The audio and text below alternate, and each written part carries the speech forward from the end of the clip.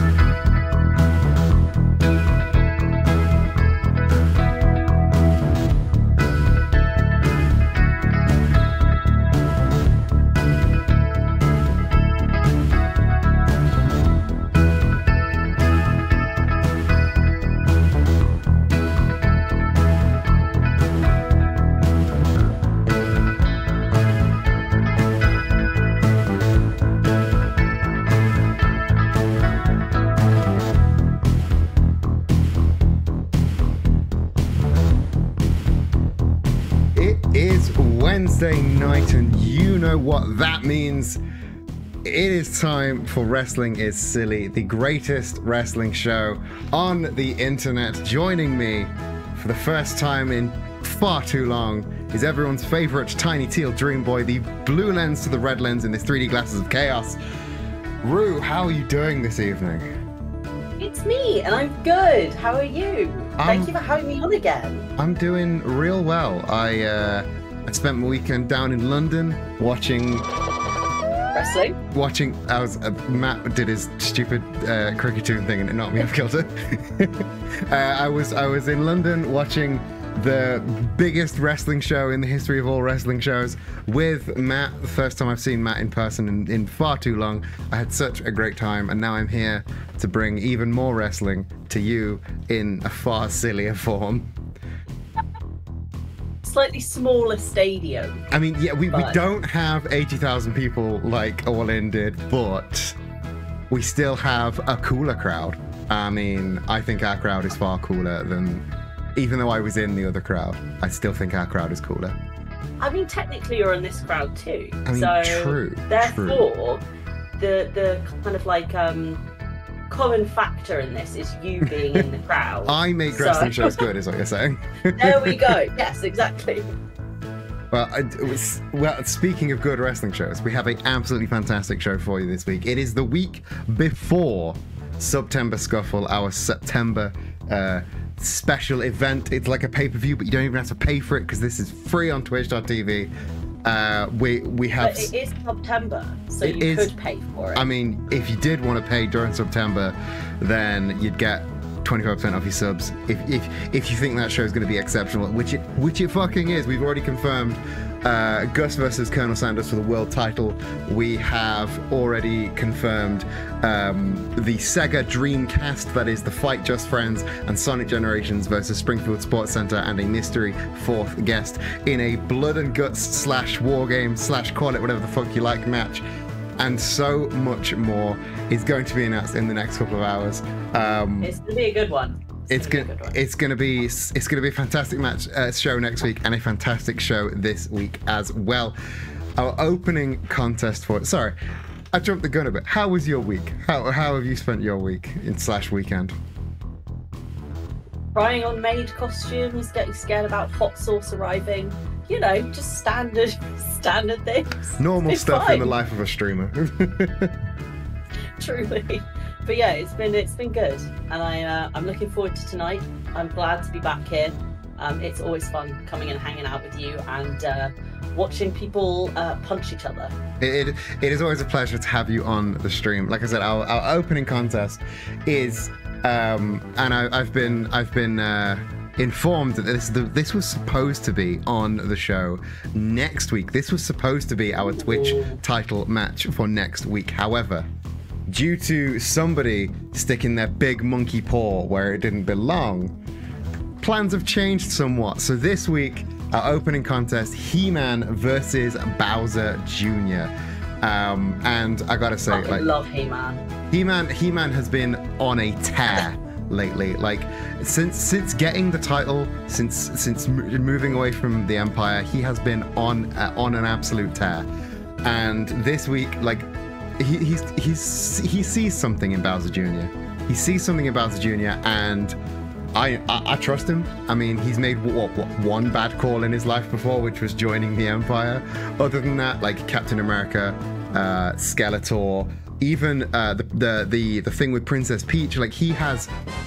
Oh, Boudet RPG, thank you for that sub. And also, Rue and Matt, thank you for both renewing your subs during the intro. I was going to say, as well as the one bad decision He-Man made, he is also fixing that now. He is fixing that now. Like, he's gone back on that bad decision. So I think really that just counts as all good decisions. Yeah, because yes, he made the bad decision during the Empire, but then he completely dismantled the Empire, which, that is making good on that bad decision. And he clearly, like I said, he clearly sees something in Bowser Jr. And this is the one-on-one match that he's wanted for weeks, maybe a month now. What do you think about? You've spoke good on He-Man. Do you have any words about Bowser Jr.?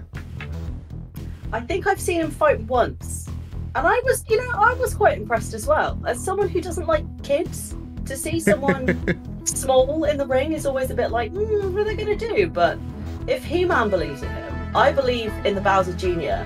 that He-Man believes in. To really butcher that quote. To quote whoever it was that said that, is that from, I think that's Whoever from Gurren, the fuck it was. Gurren Lagann, I think that's from. I don't know, I don't do anime. Should we get down to the ring before we embarrass ourselves? Yeah, I trust him and I'm excited to see how this goes. Me too. Let's see if we can, let's go down to the ring, fuck it.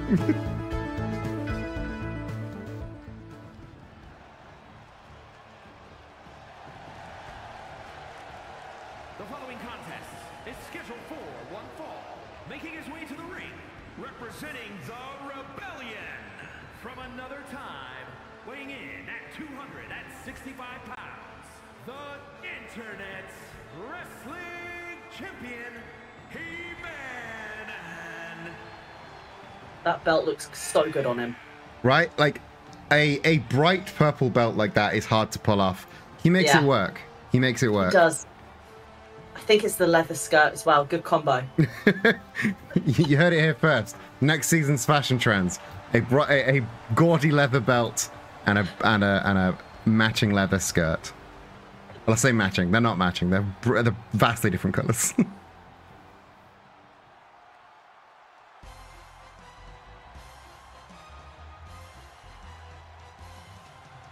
his opponent from Japan, weighing in at 163 pounds, Bowser Jr.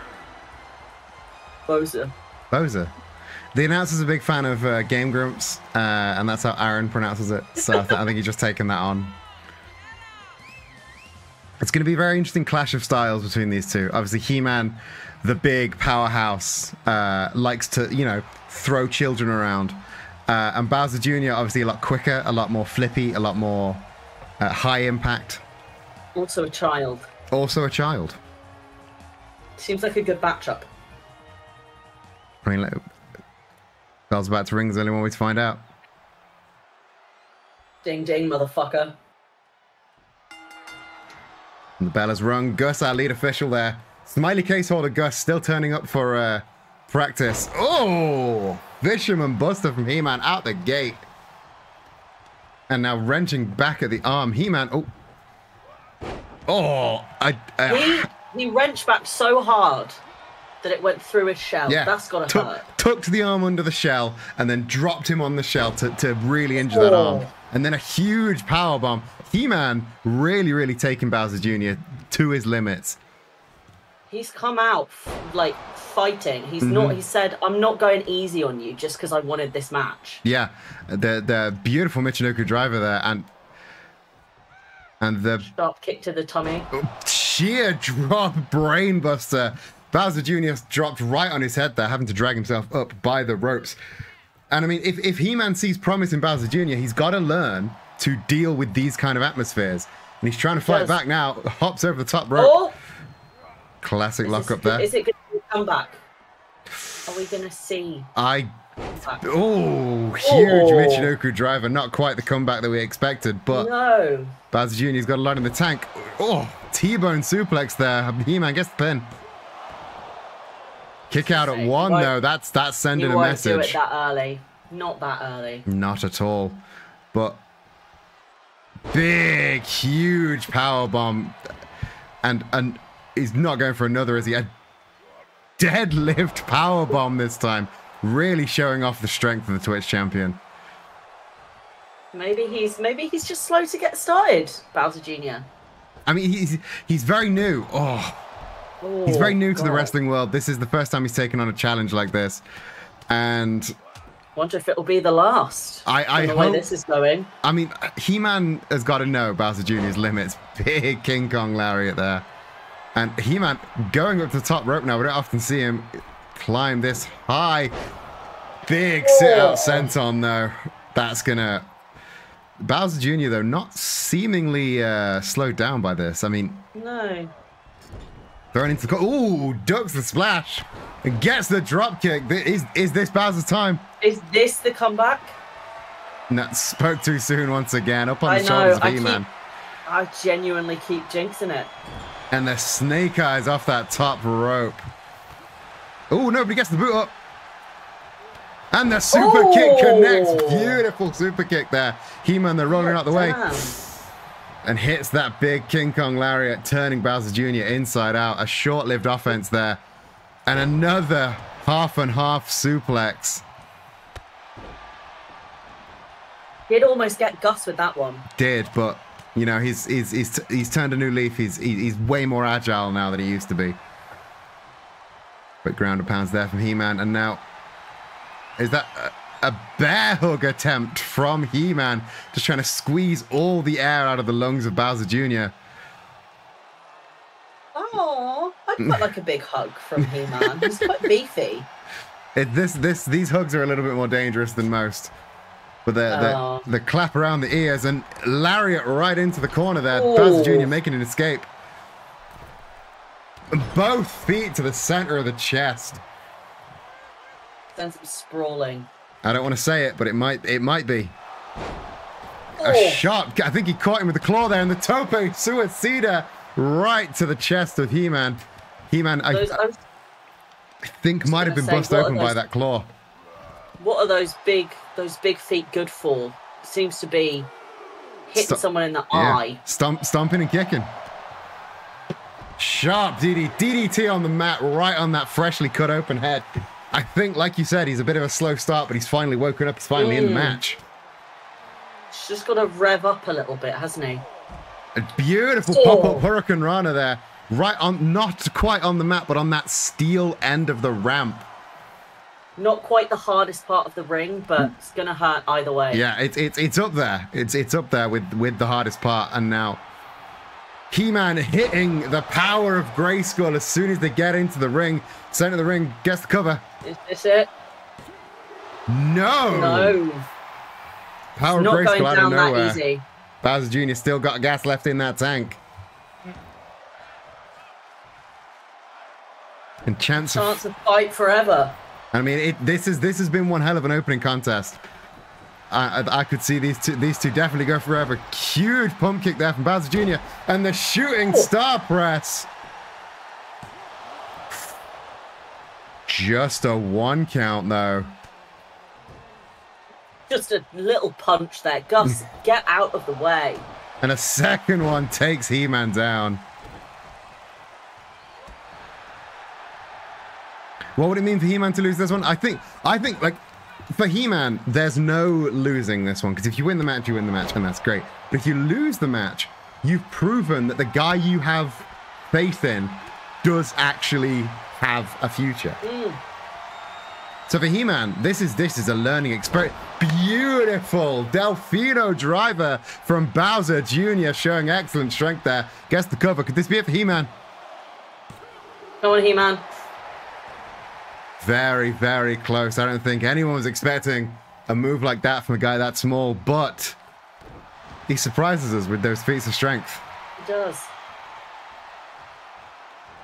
And another standing shooting star press. That is beautiful to watch. Those things are always very impressive. And now he's up on the top. Oh, he wants He-Man on his feet. What's he got in store? Shotgun drop kick. Right to the face, gets the cover. Damn. Still only a 2 count. I have so much respect for someone who gets kicked in the face and doesn't go down. That's wild to me. Right, but there's a reason he is Twitch champion. And he's really... They are testing each other. He-Man, what is going on here? He-Man is hung upside down by his ankles on the turnbuckle. This is not looking good. Oh. Double stomps right to the face from Bowser Jr. Gets the cover. On, He-Man. Still He-Man kicking out. I'd love to see it.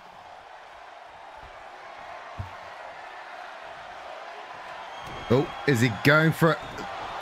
Beautiful Cooper kick there. Gets the cover, but he might be a bit too close to the ropes. No, rope break avoided, but He-Man kicking out anyway. He-Man again returning. You can't keep a good He-Man down. No, but I think with another power of Grayskull that may keep Bowser Jr. down, gets the cover, center of the ring. And there it is. Not that I have favourites, obviously, but Commentary desk is definitely not biased. No. He-Man getting the win over Bowser Jr., but Bowser Jr. putting up one hell of a fight.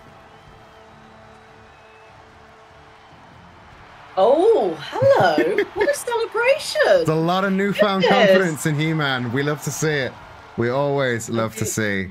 I do love a man bloodied as well. That little bit just on the corner. Ooh. You're revealing a lot about yourself. What a match! What an incredible opening match from those two men. And you know, I said that was supposed to be our Twitch title match for next week. But like I said, Donkey Kong kind of stuck his oar in where it didn't belong. So I was actually talking to He-Man before the show, and he suggested, how about next week at September Scuffle, we have a three-way Twitch title match. He-Man, Bowser Jr., and Donkey Kong for the Twitch title. That is happening next week at Wrestling is Silly September Scuffle. That was just a preview of what is in store next week, and it's been a really interesting journey for Bowser Jr. with the Kongs, and now there's a title on the line. Oh, it's gonna get vicious. It's gonna get fierce. It's going to be real fucking good. Just the tip of the iceberg, exactly. Exactly. I did have a thought while we were watching that match. I'd love to hear a thought.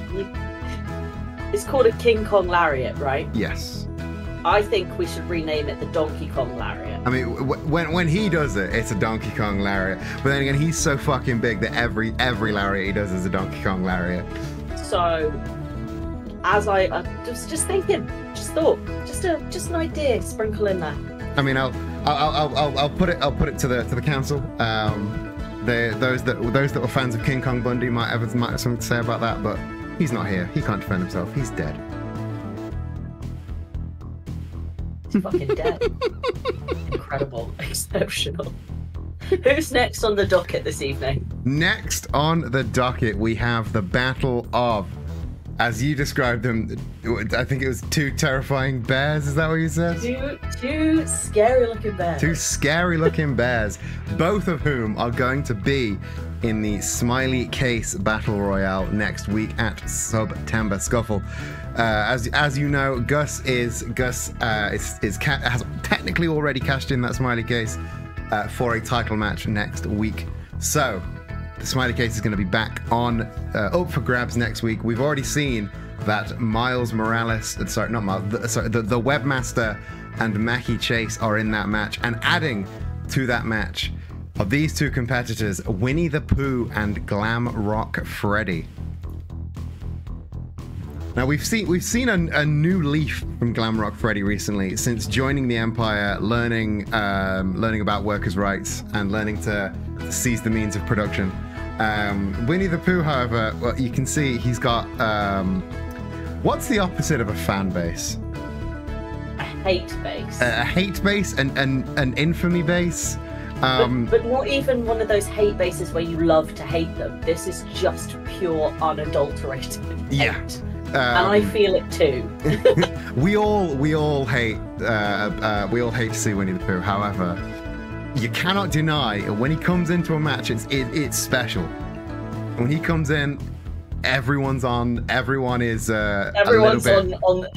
Everyone's on edge. He's a special event, and he puts up a fucking fight. He's got a very good win-loss record in Wrestling Silly so far. It looks to me like he's going to escape the ring and start eating the spectators.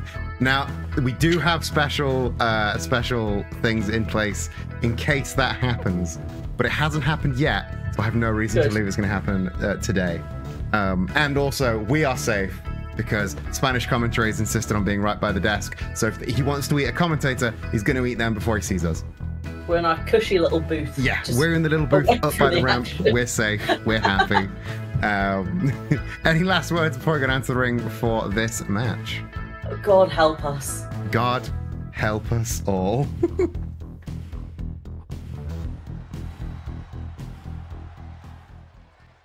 So hey, come and join our Discord server. The bot has reminded me that we have a Discord server. You should come and join it. It's very fun. It's very good over there. Good little community we got. A cool crowd, if you will. Much cooler than the All-In Wrestling. Exactly. Is scheduled for one fall, making his way to the ring from every man's nightmare, weighing in at 235 pounds, Winnie the Pooh.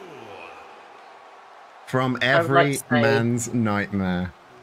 I'd also like to say, as a Roo, this is not my friend. This is this is not the Winnie the Pooh that I was friends with. Something terrifying has happened to him. I still don't know what. I don't know what it is either. He something happened, and yeah. But this is the Winnie the Pooh we've had since day one here at Wrestling is Silly. So who's to say that your guy wasn't the fake Winnie the Pooh? And I mean, I'm just putting it out there. Just putting it out there. I think he's the fake Winnie the Pooh around here. I don't know. He showed ID and it said Winnie the Pooh brackets the real one.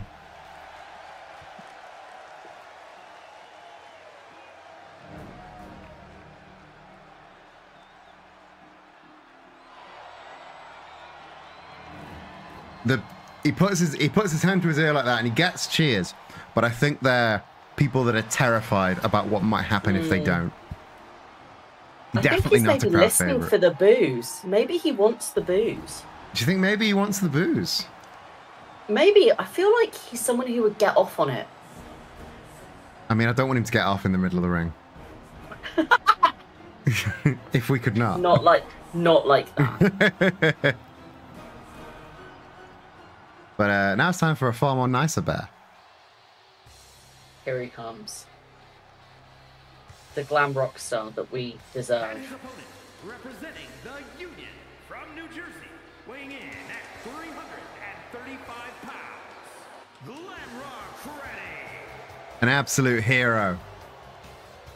I mean, look at the attitude. Look at the fun-loving face. Honestly, David Bowie, eat your heart out. This is the glam rocker we deserve. Exactly.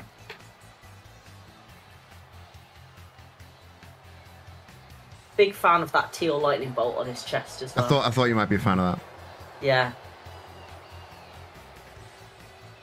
So it's safe to say you're Team Freddy. I think so. I think so.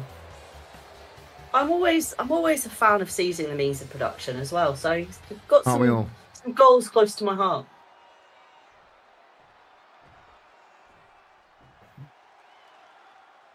Oh, our new Ding, referee Freya rings the bell. Winnie the Pooh with a running DDT out the gate. And flattening Winnie the Pooh. Flattening Glamrock Freddy. This is not only two scary looking bears, but two big, heavy bears. It is the battle of the bears. Mm-hmm. And the teddy bear picnic. the teddy bear brawl. Don't go into this woods. The woods here is the ring. The brackets, the woods is the ring. Yeah. Winnie the Pooh up on the top rope, never a good sign when he's up that high. Hits the diving tackle, spear, whatever it was not good for Glamrock Freddy, who's struggling to pick himself up already. And then just... You'd think that metal would be better at protecting him. But, technology's all real fragile. Like, you drop your phone once and it's fucked. And he did get dropped onto the side of that ring. Yeah, he did. Back suplex onto the apron, the hardest part of the ring. The hardest part of the ring. The hardest part of the ring. Get your hardest part of the ring t-shirts at wrestlingissilly.kofi.com. That's not the URL, but you know what I meant. However, Winnie the Pooh allowing Freddy to get back up to his feet, maybe not a wise decision. Wrong shot. Exclamation mark Kofi in the chat to find a link to our hardest part of the ring t-shirt. Why is that not working? God damn it. Oh, big throw backwards there. Come on. A German suplex, you might say. Yeah, I know all the wrestling terms. I'm qualified to be here. I held up my my little card and it said qualified wrestler. It did. German suplex holds onto the bridge. Just a 1 count though. Now Winnie the Pooh hit. Oh. Up on top goes for the elevated power bomb. Gets the cover. Freya counting us down with a 2. Just a 2 count there for Glamrock Freddy. Takes a lot. Oh. Is he going? He's going for it. The Pooh surge. Oh. Dropping Glamrock Freddy right on his head. Crosses the arms. Gets the cover. Glamrock Freddy though kicking out.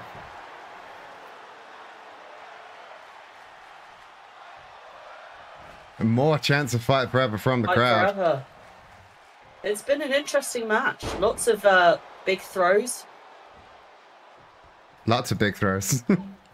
Yeah, everything Pooh does is awful. I do agree with that. Yeah, he is. Or pin. He is the worst. Pin attempt for Glamrock Freddy. Again, just a 2 count. They're trading 2s. Or trading Poohs. No. No. That's nothing. They're not trading Poohs. They are trading blows though. They are indeed trading blows. And at the moment, for me, it feels quite close. Oh, shoulder capture, the Glamrock slam. The Glamrock slam from Glamrock Freddy gets a deep cover. Damn. Where's the ref? Where was the ref for a Just a 2 count count there? there. The ref was counting. She was just off screen. She likes to keep out of the action, you know? I mean, understandable when there are 2 big bear behemoths in the woods today. And a big bear behemoth splash in the corner there from Glamrock Freddy. Brackets, the woods is still the ring. Yeah. Also, I fixed the Kofi call now. It actually works. I say, not having it work. Huge monsoon splash there from... That looks like it would hurt the person who is performing it as well. I mean, top rope moves. Top rope moves. It's high risk, high reward. And Freddy obviously thought the risk was worth it. Right now, I'm not so sure. Oh, spiked with that DDT. Crawling to the ropes. But there is no reprieve there to be found. No, but Winnie the Pooh misses the leg drop Good and... dodge. Oh. Punch to the tummy? To the something. Might have been slightly lower. Flatliner attempted, but turned into a beautiful judo toss from Freddy. Gets the cover. Couldn't quite take it home though.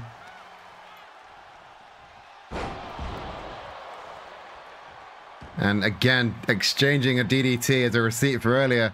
Glamrock Freddy in full control. He's going for it again. Hooks the arms. Glamrock slam, dragging Winnie the Pooh down the ropes this time. Gets the cover. Are they too close to the ropes? Is there a way?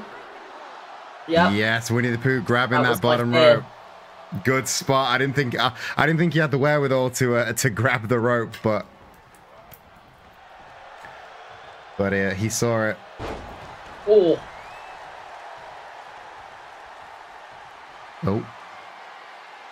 Oh, he's going for it again. He's going for the Pooh surge. Bam, right on the head. Could this be it for Glamrock Freddy? Surely he could get a rope break with his foot. No!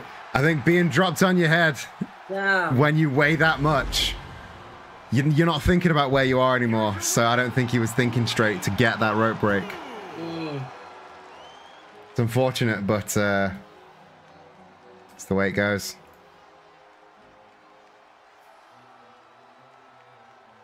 Didn't see the ropes for all the poo on his face.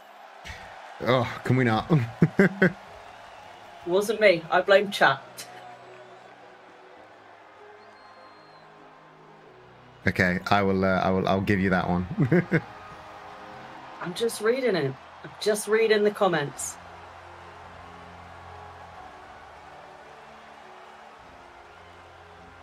Winnie the Pooh, though, on fire on the way to September Scuffle next week.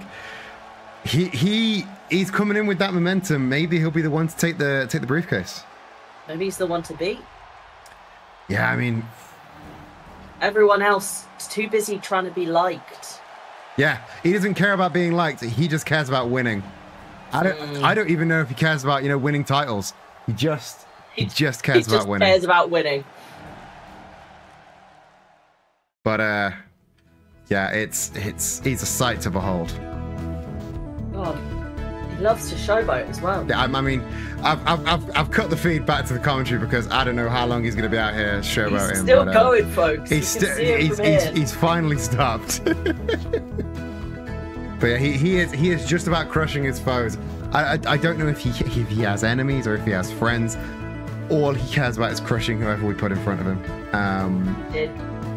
And he did it. He did it. He did. You hate to see it because, as we all know, we dislike him immensely. But next week, he did well. Next week he is going to step into the ring with 7 other guys. Do you think they will have the wherewithal to I don't know, make an alliance to eliminate him? Or I think you'd hope so. I think you would hope so. But the question is, are they going to be too blinded by the win? Are they going to be too into winning for themselves to team up and take him down? Yeah, I mean, that's what we've got to think about. It could be their undoing. Like the prize at stake could be their undoing. You may have you may be right on the money there, but I would like to see all 7 team up to take him down. It would be like a slasher movie. It would be great. It would be excellent, and that's what we can hope for. But whether or not that's going to be the reality come next week, who can say? We've already got 4 names announced for that Smiley Case. Smiley Case Battle Royale next week. We have Winnie the Pooh, Glamrock Freddy, the Webmaster, and Mackie Chase. Already a stacked lineup. You love to see it. But 4 more names that will be revealed next week at September Scuffle. And as another thing happening, of course, will be the Wrestling City World Championship title match. Colonel Sanders against a cashing in Gus, formerly Gus the referee, now Guillotine Gus Taylor. I love him. It's a hell of a personality change. You're a fan. I am a fan, but we all know I'm a sucker for a pretty face, and Gus has got one. I mean, yeah. Gus has got one. He's what can I say? He's got a new face, new attitude, new outfit, and a new demeanor. And I think it's He's got tattoos under there. There was tattoos under that ref shirt the whole time. He's been secretly a badass this whole last time. And I was so distracted I missed my mouth with my straw. in the accurately labeled dumb bitch juice. Shh, it's fine. So yeah, who's our next match? I was getting to that, but you were distracted by the pretty man. Next up is indeed Gus Taylor. In a warm-up to his title match next week, the Unthinkable Horse is stepping toe-to-toe with Gus Taylor. The Unthinkable Horse, obviously a partner of Colonel Sanders in the Kentucky Derby team. However, you don't see him tag team very often. Ever since the debacle with Harry Dubois, that was the last time we saw them in a team together. And since then, Colonel Sanders has become increasingly unhinged, especially after taking that second loss to Pepsi Man a few weeks back. Unthinkable Horse, though, still stepping into, I don't know, maybe defend his friend Colonel Sanders, or maybe just, you know, be that gatekeeper to the title picture. Either way, this is going to be an absolute banger. It is. Just don't think about the horse. I mean, can you really think about the horse? Is it even possible? Don't. Let me just start up this this next prediction. And do you have obviously we can't think about the horse. Do you have any more words to say about either of these competitors? I've already said everything I can about how handsome Gus is and how I'm not to be biased in the commentary box. Of course not. Of course not. Obviously. But I am rooting for him. Gus, you can hear me from the ringside. For luck. And on that note, let's go down to the ring, shall we?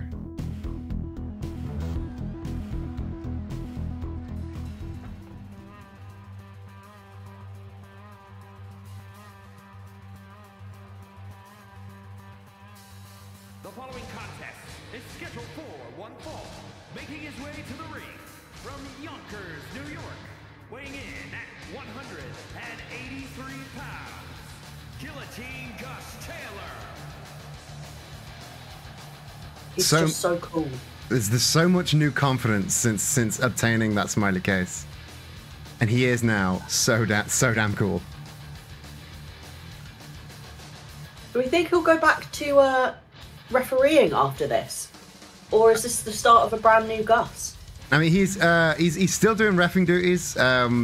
We've also had his brother step in for reffing duties as well. So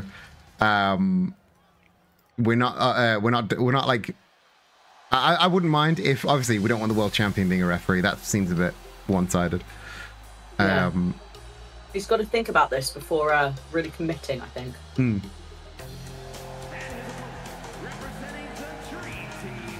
There he is.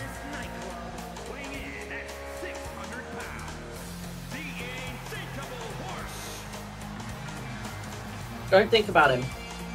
You can't. Not even if you want to. Yep. Those lights on his costume, exceptional. Mm-hmm.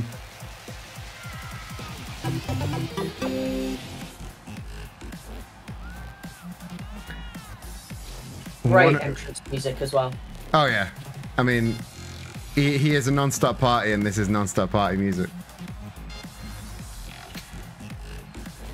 One of Zach's dad's workmates went to All In on Sunday and lied about going to a funeral to get time off. Incredible, definitely worth it. You gotta respect the hustle. You know? I mean, I'd lie about going to a funeral to go to that show. It was a fucking great show. Definitely Also, worth lying to you, boss. You don't owe your company anything. Milk them for what they're worth. That's not the Communist Manifesto. It's adjacent. I think Karl Marx would be proud of me. I think you would And that's too. all I can ask for. I mean, he's backstage. You can ask him if you want. Oh, I'll have a chat after. But for now, let's get ready to rumble, baby. I think we'll horse out the gate, just hoisting Gus as if he was nothing. Hitting that snake eyes. And, I think he was going for a Cazadora Bulldog there, but couldn't quite hit it. Gus has a chance to get a break there. Horse. The height difference is wild. Oh, and a showboat as well. And Gus taking that opportunity to get the octopus hold in, trying to end this early. That man mounting that horse. Also reversing with a side suplex. And the rising knee strike. Oh, what a shot there from the horse. We see Gus's brother Russ here taking reffing duties. And we trust him not to be biased. I mean, we're not biased, so of course he can't be biased either. Oh, and a leg drop right on the arm of Gus Taylor there. Gus having to make a quick emergency exit. Horse though bouncing up onto the top rope. He's not going to jump from there down. I mean, it's been done before, but it's never a good thing. Gus again going for that octopus hold. If not to try and end the match, but it's a really effective submission hold. It wrenches out the legs, the arms, the back. It really does loosen a guy up in the worst possible way. The horse, though, preempted me. The horse, though, not hesitating to hit that split leg drop. Oh. With a neat little roll out as well. And again with the showboating, but effortlessly rejecting that lockup there. Super kick whiffs a little. Gus, though. Oh, low drop kick and the high-low kick combo. And a fake out backflip. A fake out backflip there. Beautiful. And refusing to jumping in and out, maybe to try and confuse the horse, maybe to try and even confuse the ref. But the rolling stunner, beautiful, popping up out of nowhere. Oh, super kick didn't quite get it all, but got enough of it. And the step up enziguri off the knee, beautiful combination from Gus Taylor. I know nothing about combinations, but it does look good to watch. I mean, that's the most important thing. It hits hard and looks good.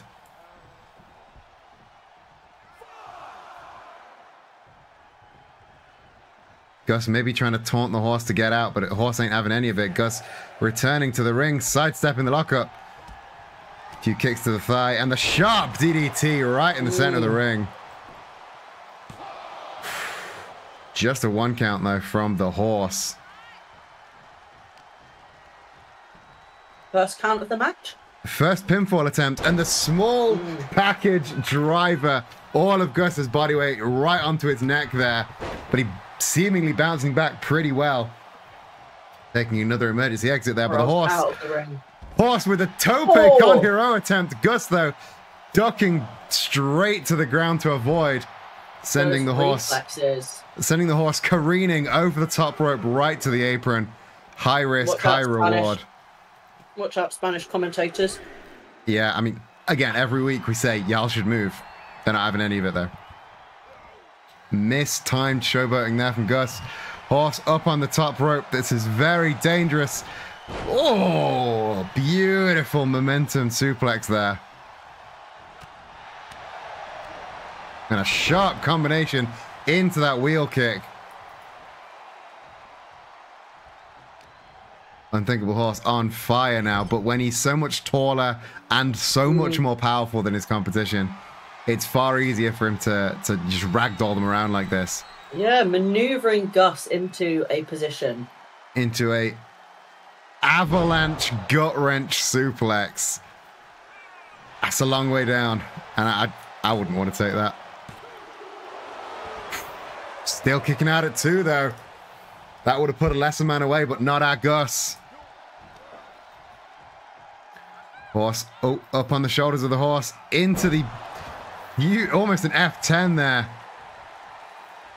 Gus not with, up on the shoulders. The first, is he going for the 3-horse race? There's the second. And the 3-horse race is down, gets the cover. Come on, Gus. And that is enough to put Gus away, unfortunately.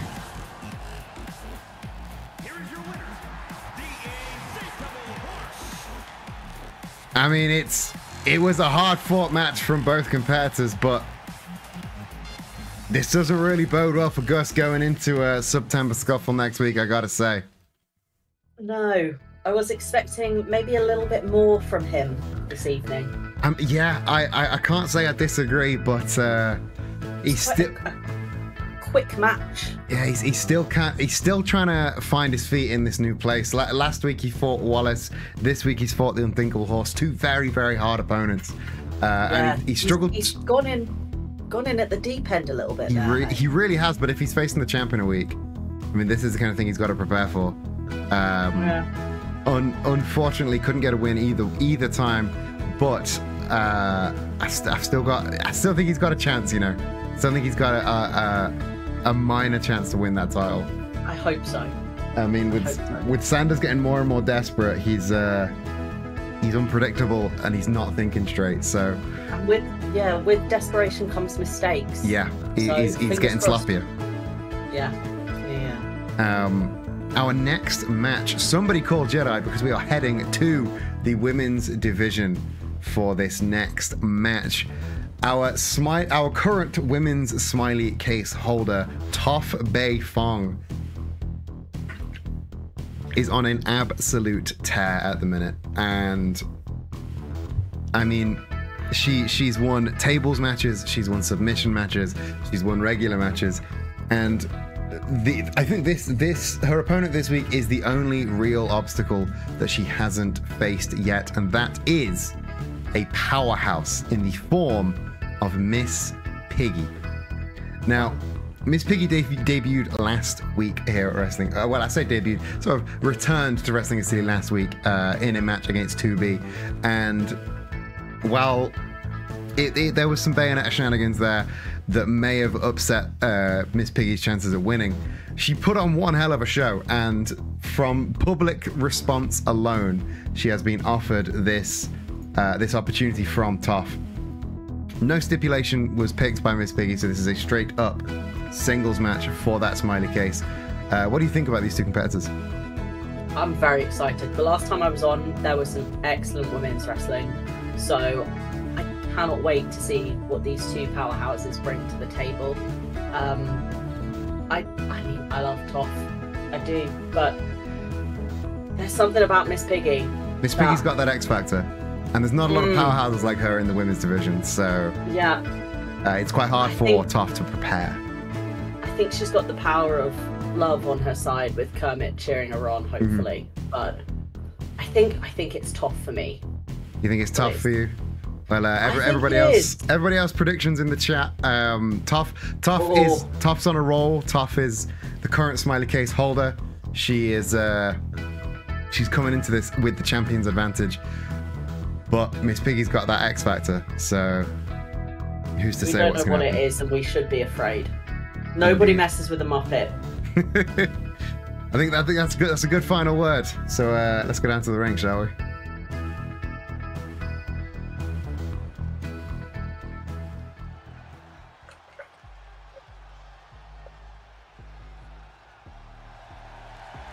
The following is scheduled for one fall and is for the smiley case. Making her way to the ring from another time. She's got a special occasion gear on. Look at that case glinting in the light as well. Beautiful golden colour. Goes with her outfit. It does. It matches her real well. She's come in, and I know that case has changed hands a lot recently, but it really does look good on her. I think it belongs with her. She's made it her own. I think so too. But we know Miss Piggy likes the finer things in life, and a gold case, what an accessory to have. I mean, it's got a name. It's got a name on it. Or it's calling to her. And from Hollywood, California, Miss Piggy. That's quite an imposing figure, does Miss Piggy. And again, making the bold decision to wrestle in high heels and a dress. But again, like you said, she likes the finer things in life. I don't think she'd entertain the notion of putting on a wrestling singlet. Oh, she would not compromise. No. And those heels will double, I feel, as an improvised weapon. Yeah, I mean, definitely. I mean, we've seen that kind of thing happen in many wrestling scenes across the world. People using their outfits as a weapon, and it's legal. So maybe she's just thinking very wise. She's ready. She's so ready to go. Ready to go. Toph making the interesting decision to leave the hat on. Oh, sharp combination, quick DDT. Goodness gracious. I mean, the hat might protect her, but it also, it's gonna if she lands on it, it's gonna hurt extra hard. Big spinning side slam by Miss Piggy. Punch attempt caught by Toph. But Piggy able to just power through the defenses. Ooh, Toph running through. Again, another mistimed choke slam there from Miss Piggy. She did not come to play around at all. And release German suplex. My God. Flinging her almost the length of the ring there. Toph having to make a quick... Toph is very small. Toph having to make a quick exit there, but Miss Piggy top rope. Diving shoulder barge. Almost just falling into it there. And the rising knee straight to the face. Just hitting a splash out of nowhere. She's not giving Toph even a chance to get up. No chance to catch a breath. No. But that's how you stay on top. I mean, this ain't a respectful game. This is fighting. Yeah, it's true. I mean, our first match today was respectful. It was indeed, but this is not that. Tough No. colliding with those steel staircase and slipping out the back of that camel clutch attempt and hitting the drop kick. Oh.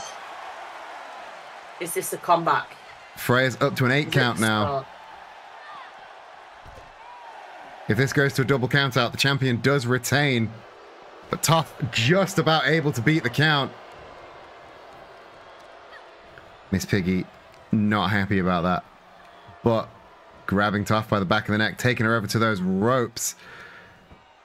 And If I'm quiet, it's because I am wrapped. My tension is captured. that's fine, don't worry about it. The Michinoku driver into just choking and throwing throwing Tough around the ring. Miss Piggy Good slide out. definitely in full control right now, but Tough able to get it back with that strategic exit. Clubbing Miss Piggy, taking her down, keeping her on the floor. I think Tough definitely has the advantage when Miss Piggy's fighting to stand up. Miss Piggy will not be made a muppet of, though. She's not going to go down easy. I mean, definitely not. Tough though. Ooh, Miss Piggy with the leg sweep. Is this a chance to back up? And again, another spinning side slam. This time on those mats, on that outside mat. Far less padded than in the ring. And another choke slam again on the outside. It all hurts 3 times harder when you're on the outside. Miss It's the hardest part of the ring. Miss Piggy returning Tough to the ring. And poorly timed showboat there. Huge spear from Tough. That must have... pointed hat to the stomach. And now, the gory special. Tough getting the bandit hold in. It is not looking good. She's won many a match with this one submission hold. Goodness gracious. Miss Piggy tied up like a pretzel right now, but she manages to fight her way out of it. And a strike to the face as well. 2 strikes. Oh. Ducks and the back body drop. A classic. Into a spine buster. Incredible. There is something about the women's that is so much more brutal than the men's. Mm-hmm. Every women's match is an absolute banger. They do not fuck around. Oh. I don't even know what that's called, but fuck me, did it. Lifted by the neck? Lifted by the neck and slammed onto her back. Oh, springboard knee strike. Incredible. Gets the cover. Just a 2 count from Tough, though. Go on, Tough. Miss Piggy up onto the top rope. She's not often up this high. But is she going for another one of those diving shoulders? Beautiful reversal by Tough into a power slam. And now... You love to see it. Elevating up into the electric chair drop. It hits the face buster. Beautiful. Laid out. But not laid out to dry. And I think she's going for it again. She's going for that bandit crab. Hits the gory special, rolls through, grabs the arms. And now again, Miss Piggy twisted up like a pretzel. She doesn't seem to be reacting to the submission hold that much though. Her, no. But then I suppose when you're made of just felt and stuffing, it's very hard to dislocate anything. Quite hard to have the stuffing knocked out of you. Indeed. She's going for it again though. Wow. Straight into another bandit crab. Again, grabbing the arms, twisting up. She's determined to win with this submission. You said it's happened in the past. It's happened twice before. It's tried and true. They're tried and true. Yeah. I mean, you abandon it. But Miss Piggy shaking her head. Again, refusing to go down. When has Miss Piggy ever submitted to anybody? But she's trying a 3rd time. Oh. Tough is determined, but is Miss Piggy more determined than her? Again, she's shaking her head. She's saying no. Miss Piggy not the type to submit to anybody. Question is, how many more moves does Tough have under her belt? I mean, every time against someone as big as Miss Piggy, every time you do that, the sit-out powerbomb connects. Miss Piggy gets cover. Just the 2. Stop rolling out. I think she calls that the hiya.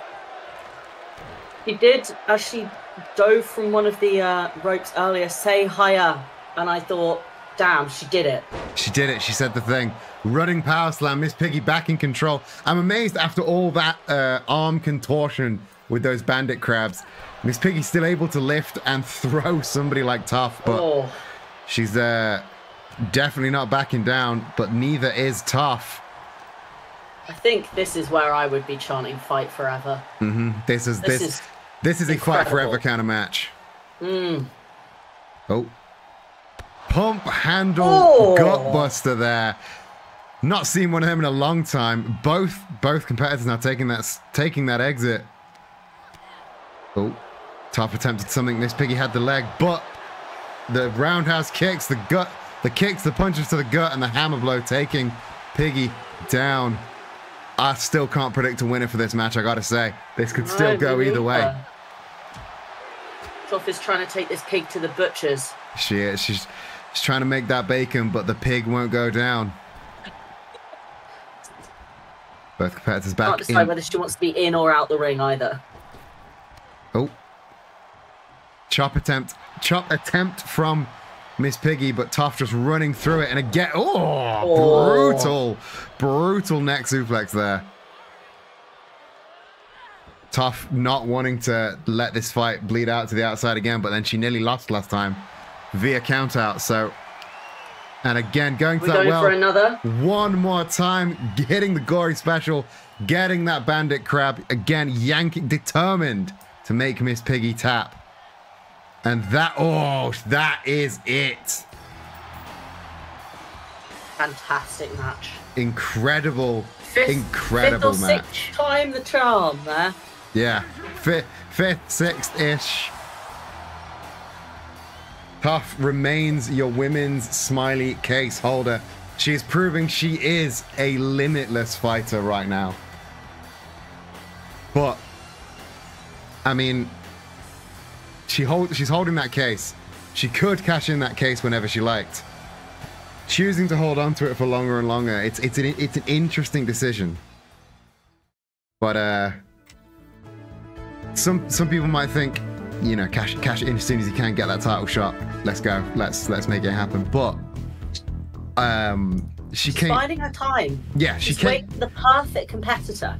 She came in on her first match. She won that smiley case. She doesn't really have a feel of the division yet.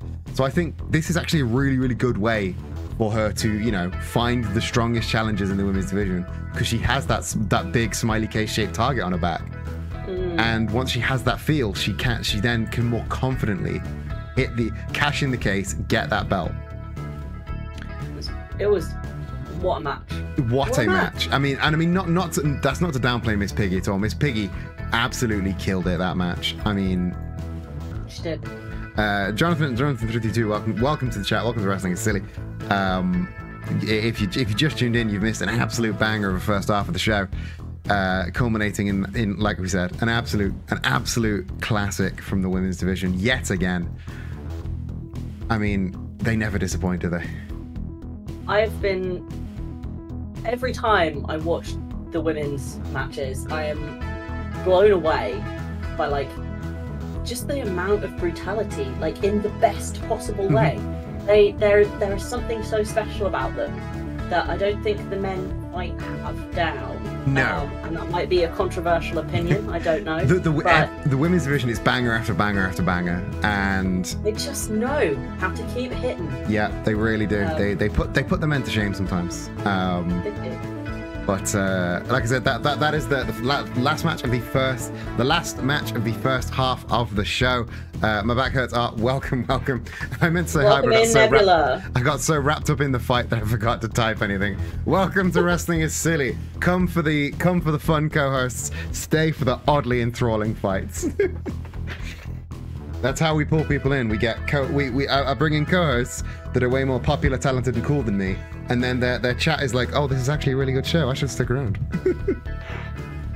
I don't It's my think secret that's plan. quite My true. secret plan. That's not quite true. As we've discovered, you are the coolest person in the crowd at any wrestling match. At any given wrestling show.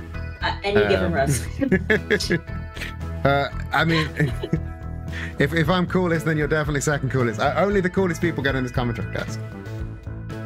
With our real credentials. Yes. Our totally not faked wrestling commentator credentials. Indeed. Your I know about wrestling card that you didn't get out of a cereal box. Featuring such hits as, oh, what a good throw. What a good throw. Sometimes you just can't. Sometimes you can know the names of all the moves in the world, but oof, I felt that in my sternum is sometimes the most accurate thing you can say. I'm going to use that one when we come back from our break. I mean, yeah. Keep that for the next 2 minutes, because like you just said, we're gonna go for a quick break now. We're gonna play a couple of ads, mostly so new viewers don't get ads for the next half hour of the second half. So we're gonna go to a quick ad break. You got 2 minutes. Refresh your drinks, empty bladders, go for the quickest smoke or vape in the world. And in the meantime, who is that Pokemon?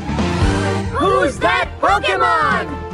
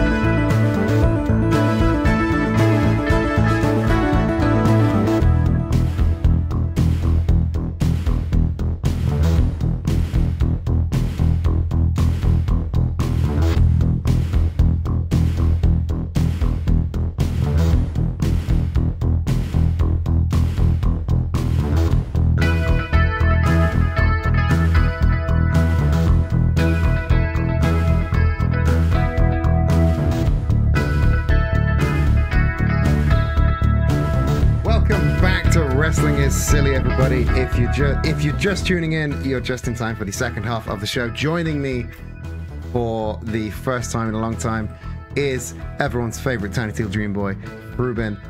Before we continue with the second half, I just want to do the mandatory horrible shout outs and plugs and stuff. If you are enjoying the show and want to help support this and make it greater and more, you know, make sure things work and give me an excuse to spend all day on making wrestlers and making storylines and making arenas and making graphics, the best way to do that is to go to our Ko-fi page. Link is just in the chat right now. Ko-fi.com/wrestling is silly. We have a myriad of membership tiers if you want to join for a monthly membership thing. We have everything ranging from £2 a month if you just want to give us a little tip every month, all the way up to £20 a month, which is our Getting Silly tier. That tier entitles you to be on a Wrestling is Silly show. You can accompany your favorite wrestler to the ring. You can do a run-in on your favorite wrestler's match to ensure they are victorious. We also have a guest booker tier at £15 a month if you want to book a title match. And a bunch of other tiers in there as well. You can also do a one-off donation as well as a monthly, and all of our cool merch is there, as you saw in the ad. Everything from Wrestling is Silly logo shirt to a Unthinkable Horse, Springfield Sports Center Deity dogs, and our non-Wrestling is Silly but very silly wrestling shirts, including the Hardest Part of the Ring caution sign, the HRT business, and our Deathmatch Wrestling Sunshine and Rainbows shirt.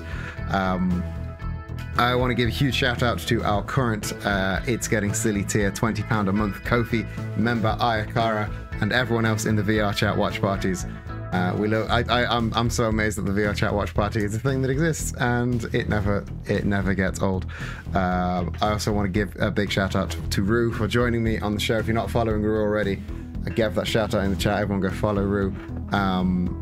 If you like what I do but don't like wrestling, you'll very much like what he does over there, because it's all of the chaos, none of the wrestling.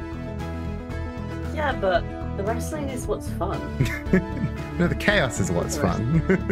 Well, there's chaos over here too, and that you never know how the match is going to go. Oh, there's so much chaos. You never know who's coming out. There is so much chaos here. New horrors await us. You never know when there's going to be another Winnie the Pooh. Oh, that's exactly who I was thinking of. There's no Winnie the Pooh in the women's division yet. We should change that. No. All I can see is you making Kanga, but horrifying, and then I can never guest here ever again in case people think that's my mum. I'll put Kanga brackets, not Rue's mum. Perfect. Then we're fine. I'm back in. You're back in the game. Yes. Enough shilling. Back to the show. Welcome back to Wrestling is Silly. I hate doing the plugs, and I hate transitioning in and out of the plugs.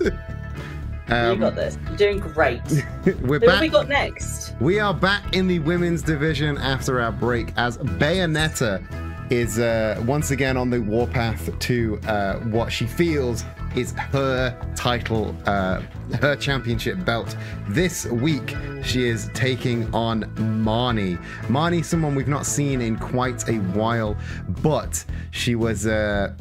She did quite a good showing in the Women's World Title Tournament and is a champion in her own right in the field of Pokemon Battle. So maybe this is Bayonetta. Just anyone that's got any sort of championship, any championship credentials, Bayonetta's like, no, fuck you. What do you think? What do you know about either of these two competitors, if anything? Nothing is my honest answer. All I've seen is pictures of Bayonetta. She looks good. So I'm interested to see what her fight style is like. But also, you know, did you say Marnie has been in the ring before? Marnie first appeared in the Women's World Title Tournament. She's way more known for her Pokemon battles than her actual physical battles, but she's angry and scrappy and very unpredictable in the ring. So this is going to be an interesting battle nonetheless. If you can train several small little creatures to fight for you, you have to be able to fight to back it up. I mean, that is true. I'm interested to see how it goes. But Bayonetta as a fighter, and as we all know, fighting fighting type is strong against dark type. So I got a given edge to Bayonetta going into this. Well, let's see how this shakes out. Let's see how this shakes out.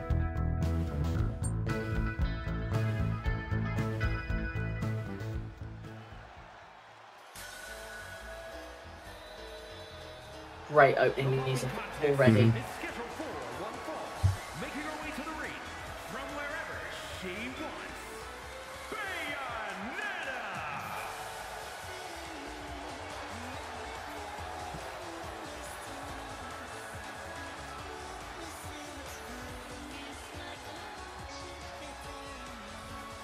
This is a woman who knows she looks good. She has all the attitude to back up. She has all the attitude and all the talent to back up. All the ass as well to back that up too. Yeah. Oh, agile, beautiful.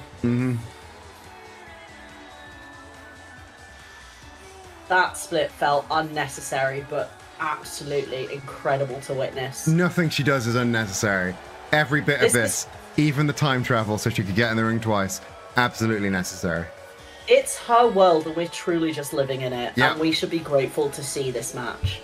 We are honoured by Bayonetta's presence.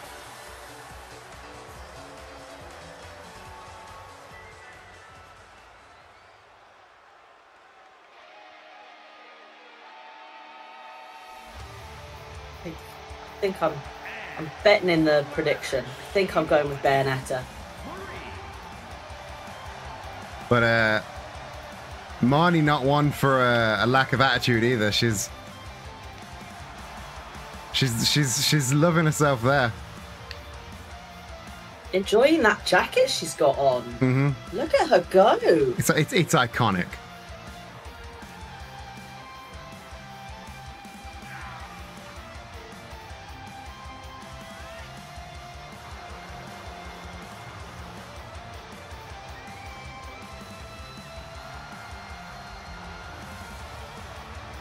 Oh God, I love women.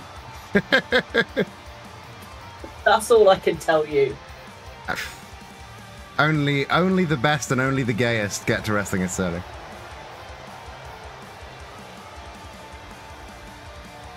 There's not a heterosexual in this entire women's division, and that's why they are the greatest. I am concerned that her nail polish is going to chip. It's fine, don't worry about it. She's clearly not worried. Oh. Oh. Wrenching back the arm and now really wrenching.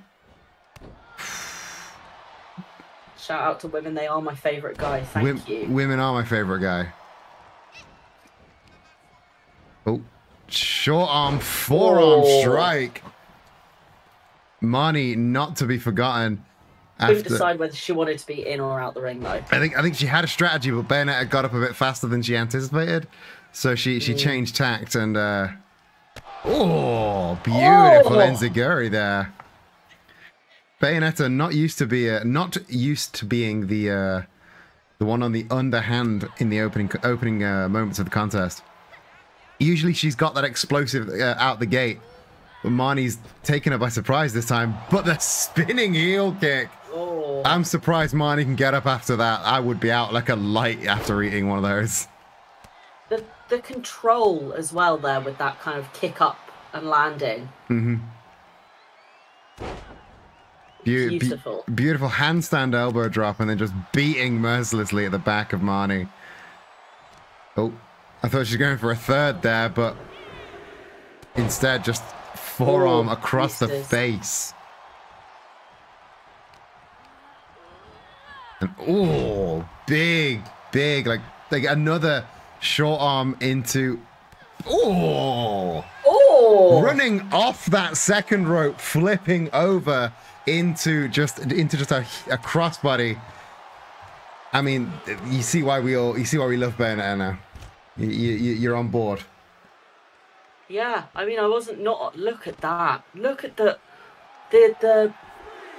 I don't know how to phrase this. The deliberateness of all of these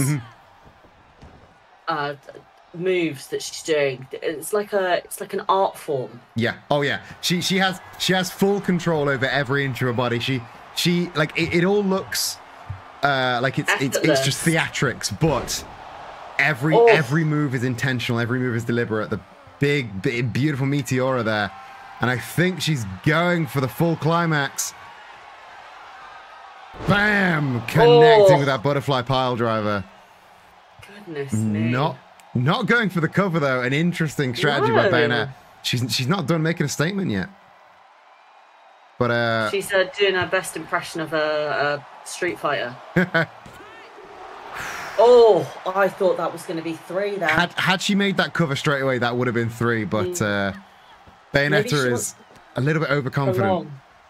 Wants to prolong the match, maybe. Make her opponent suffer. I mean, she thinks she deserves to be champion, so she's proving that she can go the distance. With these moves, I think she's right. I think she's right. Oh, not seen one of those in a while. Oh. Muscle Buster channeling the great Samoa Joe there. And again, still not getting the cover, still taking Marnie for another round. Striking her into the corner. Throwing Marnie around like a sack of Pokeballs. Is she going for another Muscle Buster? No. No, climbing up to the top rope as well. Real high rent district. Double underhooks. Butterfly suplex off the top rope. God damn. And now Marnie rolling out. I think Bayonetta's got something planned on. Ooh! Marnie maybe playing possum there. Do you know what? I felt that in my sternum. Felt that all up my spine. Mm. But Marnie trying to fight back, but definitely fighting off the back foot now. As Rob says, Marnie's not showing us anything worth yelling about right now. No, she's her team is quiet as a mouse right now, quiet as a Morpeko right now. Pokemon jokes. Pokemon jokes. And now. Oh, I mean it's almost a almost the surfboard stretch there, but grabbing the face instead of the arms. Tornado splash, getting the cover. Is this it? And that is it. Exceptional. Exceptional performance by Bayonetta. But here comes the women's champion. Here comes 2B. Hello. After last week, Bayonetta tried to steal that belt mid-match. 2B's very, very not happy. She is not having that. And now come to return the favor. Bayonetta's been in 2B's face for weeks now. Oh, grudge match. I think it's very clear what both these women want. And I think it's very clear what both these women want, and you know, I'm inclined to give it to them. Next week, September Scuffle, 2B, Bayonetta, Women's World Title match. It's happening. And it's going to be so intense. September Scuffle is really shaping up to be something incredibly special. So for anyone who's interested in the lineup for next week, just make sure you are here, because you're not going to want to miss it. We have, I mean, with that added to the pile, I mean, let me just run through the card very, very quickly. We have Let's go through that roster. We have our triple threat Twitch title match, He-Man versus Bowser Jr. versus Donkey Kong for that Twitch title match. We have our 8-man Smiley Case Battle Royal with 4 men already confirmed in Winnie the Pooh, Glamrock Freddy, the Webmaster, and Mackie Chase. And just added, we have, of course, that women's title match, 2B versus Bayonetta, the grudge match for the title that Bayonetta believes is hers. And of course, your good friend Darth Maul is challenging the Joker for the Flippy Shits Division title match. Couldn't miss that one off. That's my trainer. I know we joke about being so unbiased in the commentary box, but if there is someone I will always come out swinging for, is my friend Darth Maul. The man who taught you everything you know in the ring. Taught me everything I know. And I can attest firsthand, you learnt everything. You were one hell of a challenger in that ring, and I didn't win, but boy howdy did it fuel me. It was be better next time. It was a rough fight, I gotta say. I scraped through by the skin of my teeth on that. So obviously he's a hell of a teacher, and if that was the student, the teacher's going to hit twice as hard, and that's going to be one hell of a match, an explosive match between those two, just like the rest of the card. It's going to be amazing. And speaking, so what time is that next week? That is at 7 p.m. next Wednesday. Same time this stream starts. Wrestling is Silly is every Wednesday at 7 p.m. right here on twitch.tv/QueerBuccaneer. But you do not want to miss September Scuffle next week. One more match I forgot to announce because we got sidetracked by your mentor there. The main event of September Scuffle is going to be our first ever Blood and Guts match. This match is 2 rings side by side with a huge cage encompassing both of them. 4 men on each side, and the match. Both teams, 1 man enters after a duration of time, I think 90 seconds. The match only officially begins when all 8 men are in the ring and can only end with submission or pinfall. It is going to be one hell of a match. On one side, we have the team of the Sega Dream Cast, as they were christened by Zach on commentary last week. The Sega Dream Cast are the team of Sonic Generations and the Fight Just Friends, Kasuga Ichiban and Kazuma Kiryu. And on the other side, the Springfield Sports Center, Homer Simpson, Matt from Wii Sports, Bob Belcher, and a mystery 4th man. And we are going to address that right now, because in this next match, we have Bob Belcher taking on Kasuga Ichiban. This is a real warm-up for the Blood and Guts match next week. It's going to be one hell of a match. It's going to be brutal. It's going to be intense. And I cannot wait to see it. Sorry, I just did a lot of talking, and I needed to take a big drink. It's all right. I'm curious to see how this has gone. I haven't seen. I don't think I've seen Bob Belcher in the ring. I have seen Ichiban, I believe, as part of the Fight Just Friends. Mm-hmm. Enjoyed the style, so this is going to be a good match. Ichiban has got that Kamurocho style, that hard-hitting combination of brutal strikes and surprisingly technical grapples. Bob Belcher, on the other hand, he's fierce. He's a lot of submissions and throws. He is intense. His intensity has only grown since he started joining the Springfield Sports Center. But of course, in that Blood and Guts match, there is the mystery of the 4th man. There is. We got any word on who that is? They haven't said anything yet. They've just said it'll be announced soon. But Springfield Sports Center need to find a 4th man, and well, maybe they'll announce it after the match. I can't say.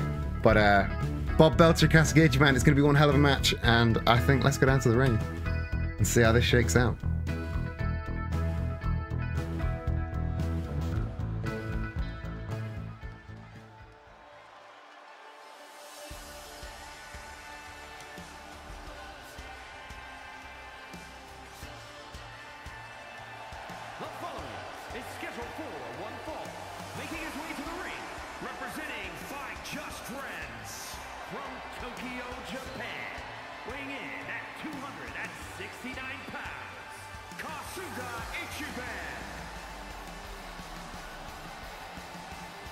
There he is. Oh, that look to the camera. He is the hero that we need. He is always full of energy, always full of pep.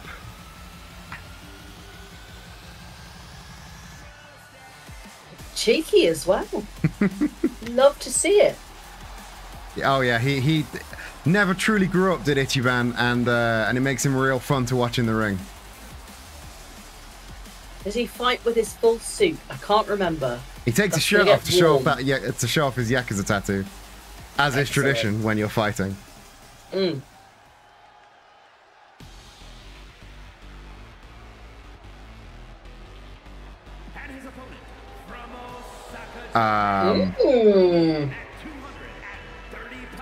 This isn't who you said it was going to be. No, I mean, What's Bob Belcher here? is in the back there, but this is that Who masked... have I voted for? This is the masked weirdo that has been attacking Kiryu for the past, what, month, 6 weeks, 2 months? And, I mean, I think the Springfield Sports Center may have found their fourth man. It definitely looks like it. Crowd booing. Crowd not They a fan are. of the masked weirdo. They came here for Bob Belcher, and this is who they've got. They've got the masked weirdo. Striking a pose. You have to kind of admire the style. Of course. Or woman. Good point there. We don't know who is under the mask. No, I mean, it could be anyone. Whoa! I Big mean, one out the gate. I mean, anyone that can hit a beautiful Hurricane Rana like that, and Ichiban. I mean, Ichiban. Not only did we, say anyone who hit a beautiful man. not only were we prepared for Bob Belcher, but Ichiban prepared for Bob Belcher. So this has got to put him on the back foot. So, Is I this mean, allowed? it's not allowed.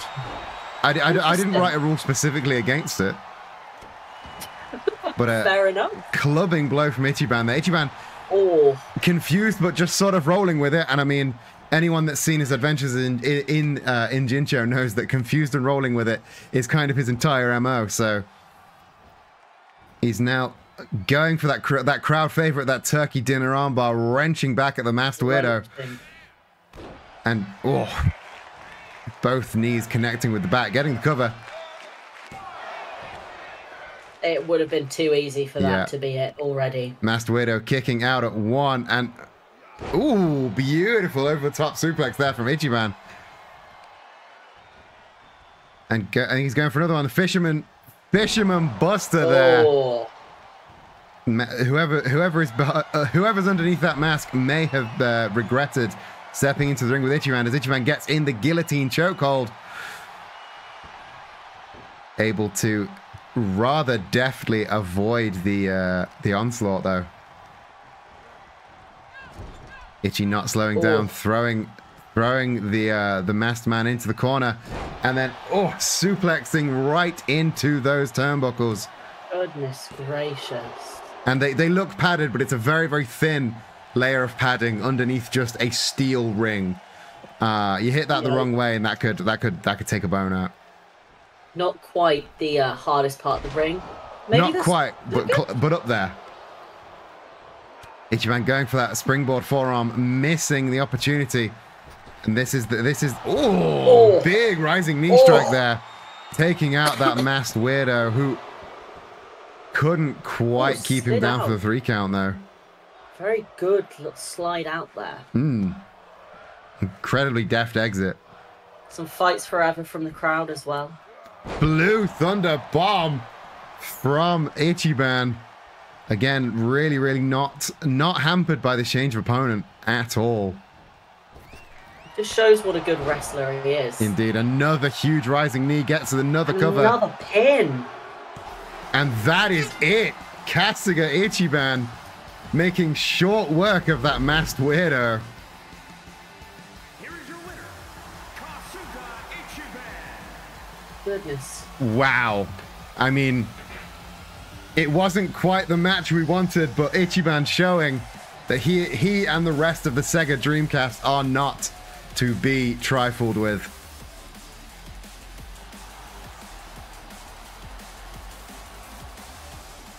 And that, I think it's safe to say that like I said, we have found our 4th man for the Springfield Sports Center's team.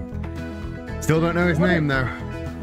What a unexpected twist. Jeez. So, have we got any information? Has anything come to light about who this person is? Anyone, any changing room gossip? Or is it genuinely just the biggest mystery for a while? Nobody's seen that mask in the changing room. I think he comes in, does whatever he wants to do, and then leaves as soon as. Like nobody. Like there is no changing room gossip. I've asked I've asked Matt Owl and Crocodile Janitor to keep an ear out, and even they couldn't find anything. I mean, it's genuinely, we've got no idea who this mass weirdo is. We need a detective on the case. We do. We need the one of the best detectives in the goddamn world. And unfortunately, Batman was busy. However, our next match does contain a detective. Oh.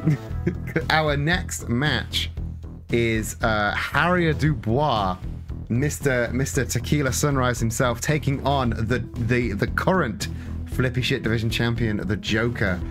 The Joker has been trying to get into Darth Maul's head in recent weeks, running up to the title match, and this is the first time he stepped in the ring, I think, since getting the title. So clearly the mind games aren't working, and he's realizing he needs to stay on top of his game. Doug, I know you wanted to see Bob Belcher, but you can't whine into the microphone. Sorry, the dog really likes Pop's words. Well, Booker is correct. Booker is correct, but alas. So you clearly you have a little bit of a bias in this match, of course, on the side of, I assume, on the side of Harry Dubois, since you don't want to see the Joker win. Obviously, no one wants to see the Joker win. But he's got that smile on his face all the time. I think it's time someone wiped it off. But the Joker, however, sorry, Harry Dubois, however, isn't coming into this with just your approval. He is one of 2 men ever to beat our current world champion Colonel Sanders in singles action. So he's got some high credentials, and that was a very short match as well. So maybe if Harry can, you know, weaken the Joker, Darth Maul can make short work of him next week. Fingers crossed. Any last word before we go on? Maybe that tie is going to come in handy with some tips and tricks for Harry, but hopefully he does well in this match and he can figure out a little bit more about our masked man. Well, I mean, sometime later. Yes, I mean, as soon as the fight's up, as soon as this fight between these two is done, I'm gonna ask Harry to you know, keep an ear out for masked man shenanigans. But let's go down to the ring so that tie can give him all those tips.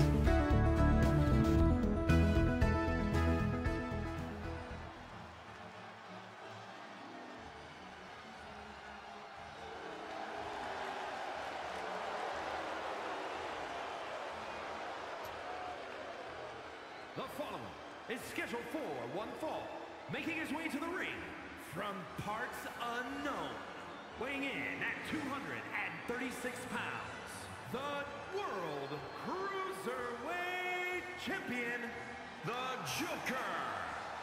Keeping a tight grip on that title belt.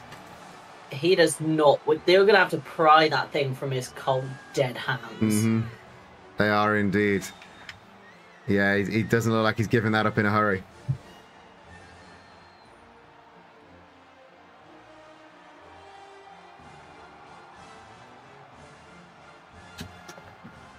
I bet he goes to bed cuddling it. Not wearing it, cuddling it. No, cuddling it. He's got that look about him. The way that he was clutching it as he came in. That man sleeps with that belt. That belt is the only thing he loves.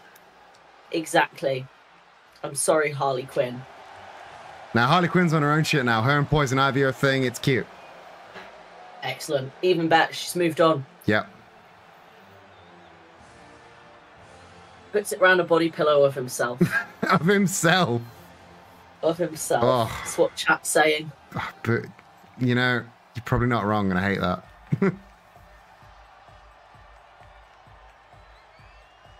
And his opponent, representing the Rangers from Paris, France. There he is. Weighing in at 241 pounds, Harrier Dubois. I'm so jealous of his facial hair. I mean, it is almighty mutton chops. Takes a lot to pull off mutton chops like that.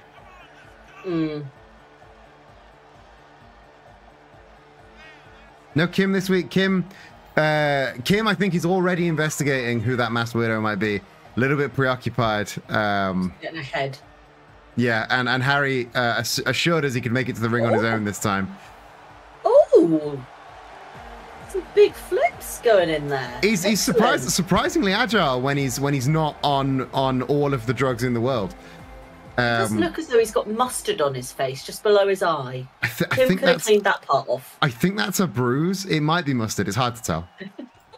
with Harry, it's hard to tell. Oh, big shot from the Joker, but couldn't quite hold on to that waistlock. Grabbing Harry by the back of the neck though, takes him over to the ropes. And quick snap there. And beautiful rolling stunner there. Joker, much like Bayonetta, it looks a lot like it's unnecessary flips, but everything is deliberate. And I've got that elevated chokehold, basically hanging Harry Dubois with his own arms, and I mean, chop to the throat as well. Strike to the throat. Do you know what? I felt that in my larynx. Yeah. Is that where your larynx is? I think so. Know. Swanton bomb. Beautiful move there by the Joker. Getting that huge swan dive and really taking control of Harry. Another throat chop, but Harry catching the second one. And now, kitchen sink there. Turning the Joker inside out. And now just mounting and striking down the current champion. I think he's taking out some anger on Kuno there. Yeah. Substitute for. Close your eyes and think of the Scouser twat. It'd be fine. Harry had summer prepared. Joker not entertaining it though, just hitting a huge kick to the face. Again, Harry really wrenching that arm. And now, once again, back in control. Big drop kick. And now just the shin against the throat of the champion. The flippy shit division doesn't hit this hard. And I don't think the Joker has been prepared for the striking prowess of a man the size of Harry. I mean, if it's not your wheelhouse, you probably, you get used to something, right? So when you step out of that, it's going to be a shock to the system to be hit that hard. Yes. I mean, yeah, flips versus flips is definitely the wheelhouse of the Joker, but if you're going to be the champ, you need to take on all oncomers, and that includes big buff boys that can do a flip. True. But now back in control on the outside. That more brutal fighting scene is way more the Joker's comfort zone. And now, is he going? He's going full Van Damme for the rolling drop kick off the steel barricade there. And now, up on the shoulders. The crowd taking a picture. Up on the shoulders and just running, pinning the Joker's shoulder into Harry and forcing him into that barricade. Really punishing the RCM militia. Just a one count from Harry though. Those kids were getting quite a show back there. They very much were. Huge super kick into the German suplex. Just a two though. That could have been it for the Joker. Low kick and the high kick. And a high kick. Beautiful combo. Harry hits the sit out neck breaker, and he's on the side. This is how he beat the Colonel, with the expression of pain. Huge lariat gets the cover. I'm out of my seat with excitement watching. It's still just a two though. Couldn't quite keep the clown down. Is the Joker a clown? I mean, he's clown adjacent. Could also be why I don't like him. Not a fan of clowns? No, absolutely not. That makes sense. They are God's mistake. Harry up on the top rope. This does not look good for the Joker. Huge elbow right to the spine of the Clown Prince of Crime. And I mean, it was that expression of pain that took the Colonel out.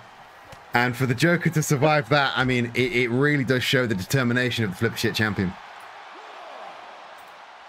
I think sometimes people think the Flippy Shit champs and indeed fighters can't take a hit quite as well. We're all style over substance, but Joker is, I'll give him his dues, proving that he can roll with these punches. Yeah, he really can take a beating. You're right. Those cruiserweights are really sort of, they're disrespected by some of the bigger hitters, but Joker, like the previous champs, Joker, Wallace, Karl Marx, they've all shown that they are intense fighters.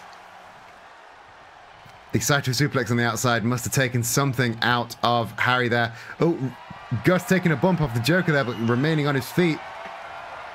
And Joker guillotined off that top rope. Harry in a real good mood right now. It's nice to see Gus back in the ring after his fight earlier today. Oh yeah, he never slows down, does our smiley case holder. I think he might have been going for another expression of pain there, but the Joker hits the exclamation point. Deep cover. Just a 2 count though. Not enough to keep the man down. Oh, beautiful DDT there. And he's got something in the tank. Is he gonna? He's gonna try. Big spear. Almost cutting Harry in half there. And now up on that middle rope. Oh, he's taking a little bit of a walk. Oh! Beautiful. Could this be it? Gets the cover. And that was it. The chemical drop was the final nail in the coffin for Harry Dubois. Here is your winner, the Joker. But what a match. What a match.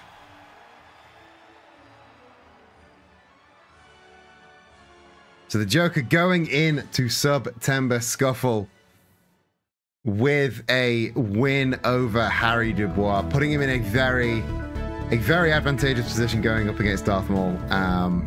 That can't be good for you. That is not what I wanted to see this evening. That is not. Oh. But I mean, on the upside, it was a hard-fought battle, and he definitely did some damage. Joker is not going to be entering September Scuffle at 100%. Good. At least he's taken him down. Maybe a little peg to make it slightly easier for Darth next week. I mean, he could do it. I believe he could do it with the Joker at full capacity, but it doesn't hurt to have your opponent weakened slightly. I wouldn't turn down somebody being weakened up before I fight him, even if I'm sure I'm going to win. Yeah, exactly. You know, it's just a little extra on top. But yeah, not quite what I was hoping for in that match. Sadly. No, but alas, can't always go the way that you expect it to. Indeed. And however, this evening has flown by, because it is time for our main event this evening. Our main event this evening is a mixed tag team match. These two teams have they've been feuding back and forth a little bit. We had Elsa versus Spider-Gwen a couple of weeks ago, and then last week we had Miles Morales against Sub-Zero, and now all 4 of those fighters are in the same ring for a mixed tag match. The Spider-Verse versus the Frozen Throne. Try saying that 3 times fast. Frozen. Oh, what, the whole thing? Absolutely not. I thought you would just say the Frozen Throne. I was like, that's quite easy to say 3 times. Of course, the rules for mixed tag matches, if one of the team makes a tag, both teams have to swap partners. That's just how the network wants it to run. So unfortunately, we can't see Spider-Gwen beating up Sub-Zero. I apologize, but it's the network's fault, not mine. However, last time we had one of these mixed tag matches, it was New Donk's Finest versus the Ascension, the team of He-Man and Princess Peach. That was an absolute barnstormer, and this I think is going to follow in its stead. What's your read on these two teams? Oh, I think it's going to be an interesting one. I am a big fan of Spider-Gwen and Miles Morales, so I'm rooting for him. I am. Be nice to see the Queen taken down as well. Give the throne to someone else. I mean, I don't hide my allegiance. I'm full Team Spider-Man all the way. I will always be Team Spider-Man. But Sub-Zero and Elsa have both shown that they are very, very strong contenders. So this is going to be big no matter what. So I think there's been enough talk. I think it's time for the main event.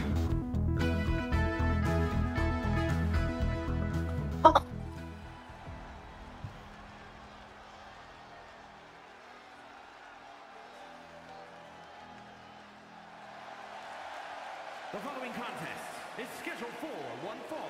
On the way to the ring, the Spider-Verse.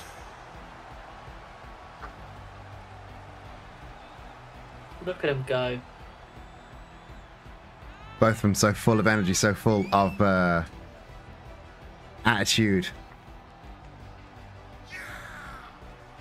Two fighters, both very different and very like at the same time. They complement each other very well. Holding the rope for Spider-Gwen. Beautiful. He's got boy's got manners. He was raised right. He was. I was just thinking those headphones look very much like mine. They are quite similar, although his don't have cat ears. Oh, I was thinking about my other headphones. I haven't seen them in a while. Oh, you don't think he stole them, do you? No, he fights crime, not commits crime. That's true. That's true. For it's a misunderstanding. Yeah.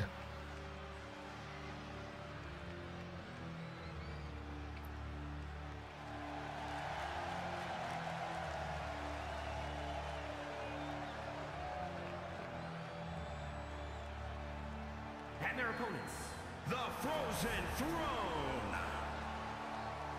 No theatrics here. Yeah, these two mean business. They are. Yeah, they do. They are literally and metaphorically ice cold, unshakable. Sub-Zero looks real cool though. I mean, Pun definitely intended. What is cooler than being cool? Ice cold. All right, all right, all right, all right. As spoken by the great philosopher Andre 3000. That could have been their entrance music. Spider-Gwen almost Spider-Gwen fighting the urge to get in and interrupt the entrance there. Real eager to fight, she is.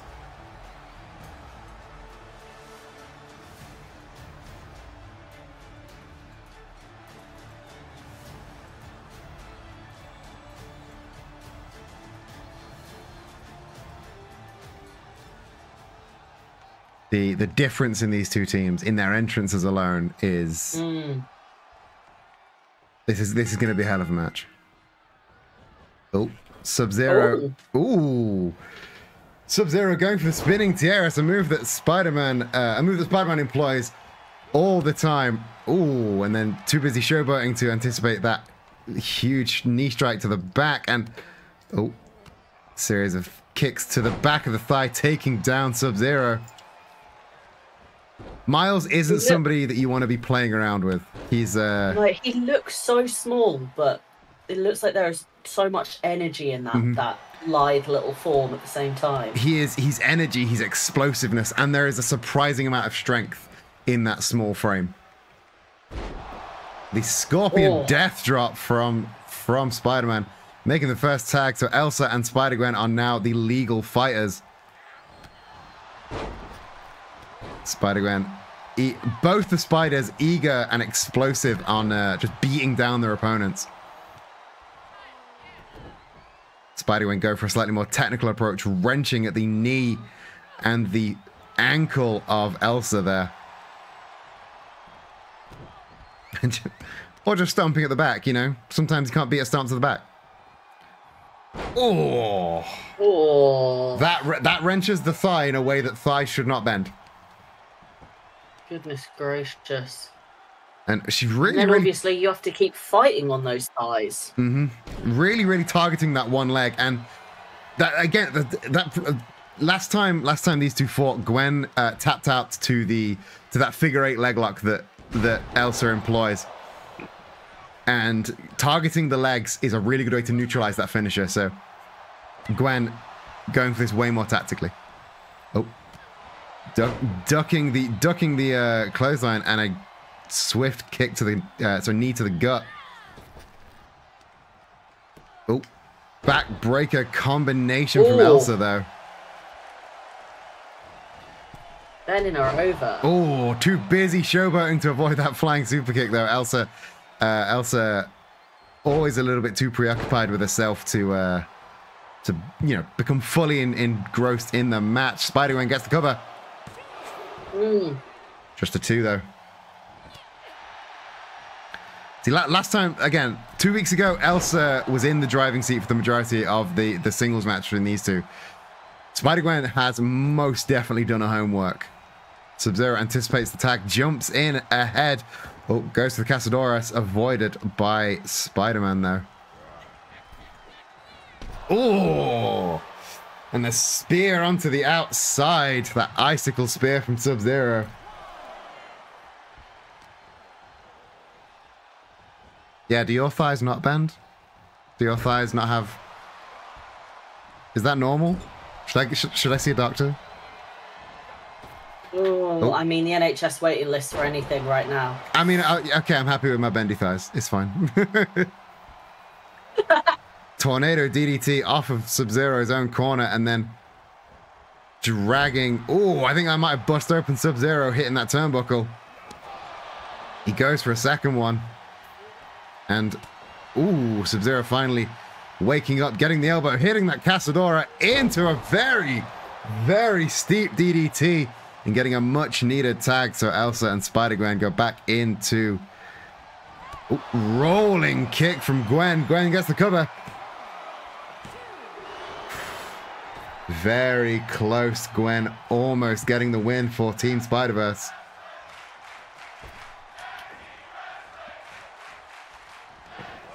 Oh! Tag team wrestling. Yeah, chance of tag team wrestling from both the crowd and the commentary desk. Sometimes it's nice to join in. Sometimes it is nice to join in. I love a good chant. Sub-Zero chasing Spidey out to the outside, maybe making a bit of a mistake there, going careening into that barricade. Double foot stomps. And just a series of kicks there.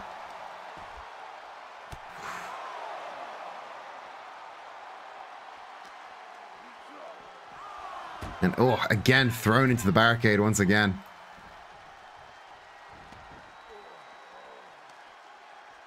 Oh. Ooh, Gwen getting involved. Again, on the outside, it's illegal technically, so. And fair enough. Good to know. Oh, Sub-Zero's face meeting with that floor. Spider-Man really making the most of fighting on the outside, but I suppose he's used to fighting in back alleys, fighting on rooftops, so this is far more his territory. Again, if you're enjoying Wrestling Silly, please do remember to follow the channel so you do not miss September Scuffle next week. Oh, shotgun dropkick off that springboard from Sub-Zero. Spider-Man, they're bouncing right the way back from it. And big suplex. Oh, he's maintained control. Oh. Going for a second one. Oh, and again. And the three amigos connect, channeling the great Eddie Guerrero there. And then getting the tag, leaving Sub-Zero in the dust in the center of the ring there. Gwen. Oh. Beautiful spinning powerbomb there. Gets the cover. No Sub-Zero to be found. Elsa kicks out at 2. That could have been it for Team Frozen Throne. And ooh, she went for that cyclone kick, that whip kick, but Elsa blocking it and hitting the soul food. Gets the cover. Just a Kicking one out though. quite fast there, though. Oh, big super kick taking Gwen down, but Gwen rolling out of the way. Takes that rolling forearm on the chin, hits the double foot stomps, and hits a big suplex. Oh. hulking up like Sting, hitting that release German suplex. Elsa, emergency exit there. Sliding out there. Oh, waist lock from Elsa. Hits that back suplex. Oh. Elsa maybe playing possum on the outside there, but Gwen there returning fire with the German suplex into the ripcord clothesline. And just... It's never good to hit the stairs. Never good. They're sharp, they're pointy, they're metal. It is. And now just wrenching that arm. Elsa swapping between these like submission moves and just throwing her opponent around. Really showing a nice mix of styles. And I think, is she going to let Elsa lose via count out? Oh. Wow. Oh. Here are your winners. The Spider-Verse. Spider-Verse winning via count out. Hell yeah. Always a controversial victory, but I mean, it was one hell of a match between these two teams. But I don't think it's going to be the end of the rivalry. I don't think the Frozen Throne are going to be happy with that. And you know what? A win is a win.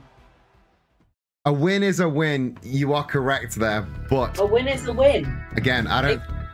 It can be controversial, but it's still a win.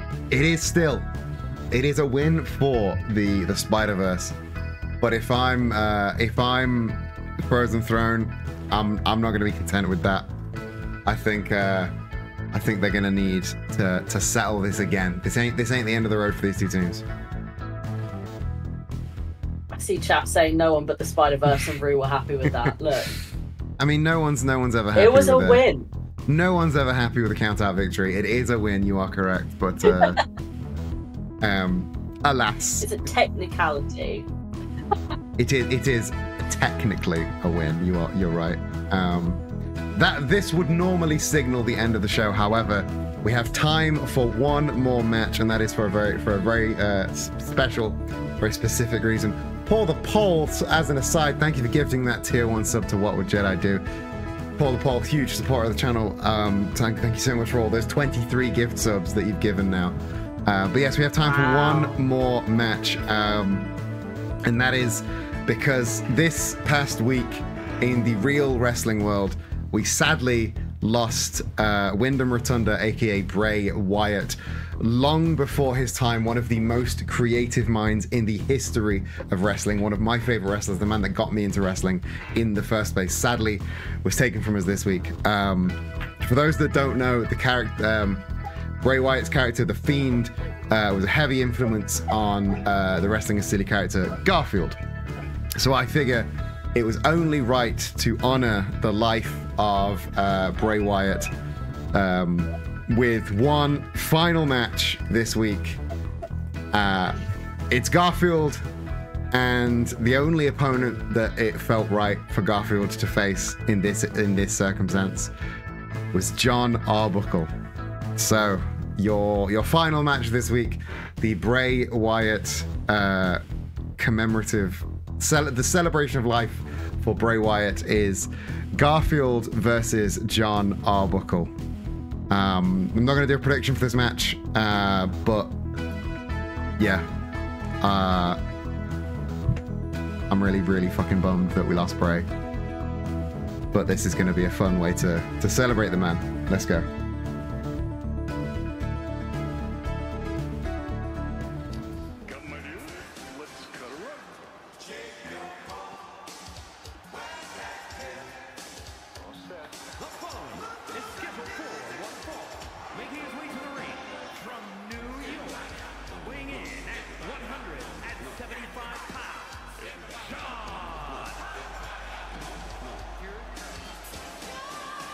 love his dad dancing. He's full dad dance. Straight out the cartoon, right into wrestling is silly. I find it interesting that Garfield wasn't fighting someone called Monday, but John is absolutely the only person it could have been, I think. What is John but the embodiment of a Monday? Look at that man. Such a Monday. That's a man too peppy for a Monday. That's a man who had a great weekend and is going to let you know all about it. Yeah, he's going to let you know about his fishing trip. Oh, of course he fishes. Of course he fishes. He makes his own rods.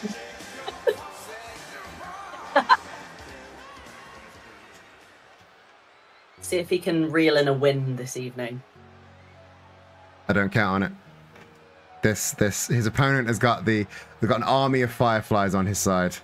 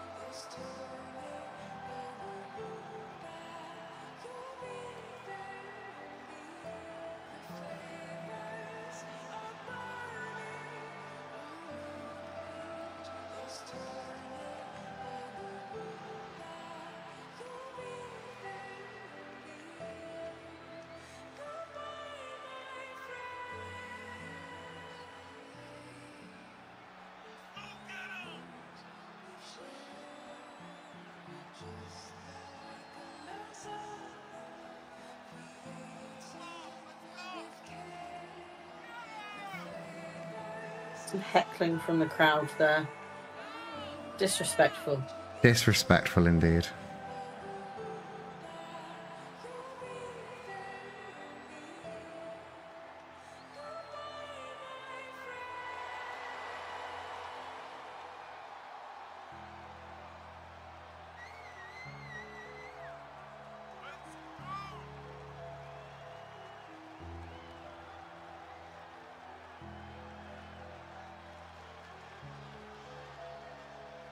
Momentarily thought he was going to take his head off then.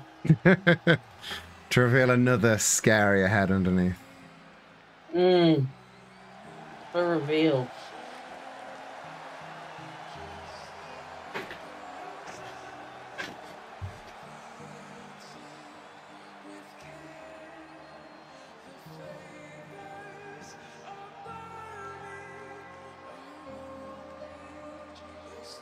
Bray Wyatt once described wrestling as a fantasy most can't understand and a spectacle no one can deny. And that, looking at the show we've had today, is probably about the most accurate way I can describe this show. It is a fantasy that most can't understand, but it is a spectacle. Here we go. The bell has rung. Oh, Garfield! wow! Biting at John here. This is not the first time Garfield has bitten John, but he's savage right now. He's got nothing left to lose. Nothing left. Wasn't given enough lasagna. No, not enough lasagna. Beautiful power slam there. Picture perfect power slam from Garfield. John, though, trying to fight back as best he can. Weird showboat there. Little moment to showboat, but poorly timed as Garfield got back up to his feet and hit that reverse belly to back suplex. And now Garfield just stomping at the face of John, lifting him up by the head. So easy. He really is. Just gets the cover. John kicks out at one. Looking very much like a ragdoll. Yeah, John got in one bit of offense, and that is it. Garfield biting the hand, quite literally biting the hand that feeds him right now. And throwing John down to the mat. And now getting that turkey dinner armbar, wrenching back at that arm. Crowd favorite move here at Wrestling is Silly, the turkey dinner armbar rolling off the back of John. Standing him up, He's John. not giving John room to breathe, really, is he? No, he gave him room to make that one hit, but expertly ducked it. Another reverse belly to back there. Garfield up onto the top now. Don't often see him climb this high. Hits the elbow. John, they're rolling out of the way, hitting that kick. This is John's moment. Come on, you can do that. Don't take a moment to showboat now. Oh. This feels personal and it's no surprise. Indeed, indeed. Today, you are correct. Gutbuster there, and the sit-out senton. Jesse S, welcome to Wrestling is Silly. You're just in time for Garfield versus John. Oh, I think he was going for the I'm sorry, John there, but it was expertly dodged by John, who went for something, but it was again countered by Garfield. These two know each other so well. What happens when you live with someone? Yeah, I mean, no two fighters know each other better than these two. Oh, another beautiful power slam, holding on, gets the cover. Just a 2, though. Picking out. Garfield seeming frustrated about that. There's still time. John slipping to the outside for a moment to breathe. Quick back into the ring, thrown in, and the sit-out spinebuster there from Garfield. Garfield eager to make his... Ooh, snapping the neck of John Arbuckle there, climbing up to the top rope. And there the elbow drop connects. Second time's the charm. Gets the cover, sent to the ring.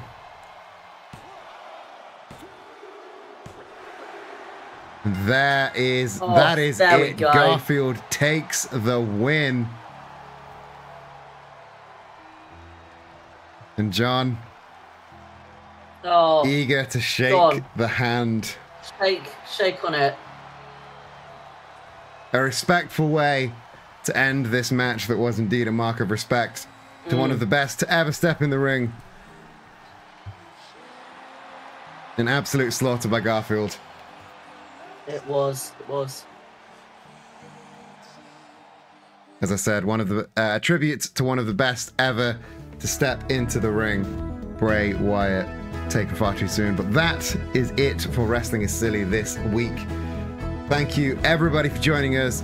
Jesse, yes, sorry you joined in at the very, very end there, but I hope you enjoyed what you saw, and I hope you come back next week for our September special.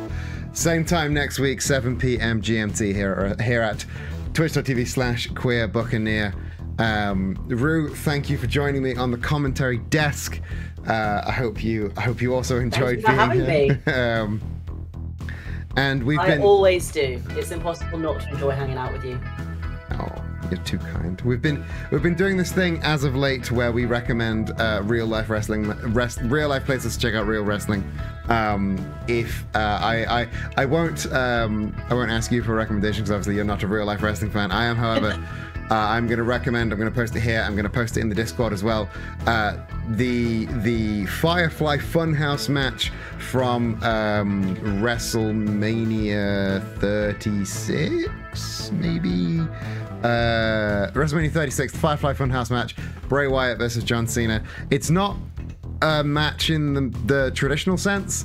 It is a psychological breakdown of John Cena. It is a B-movie horror flick.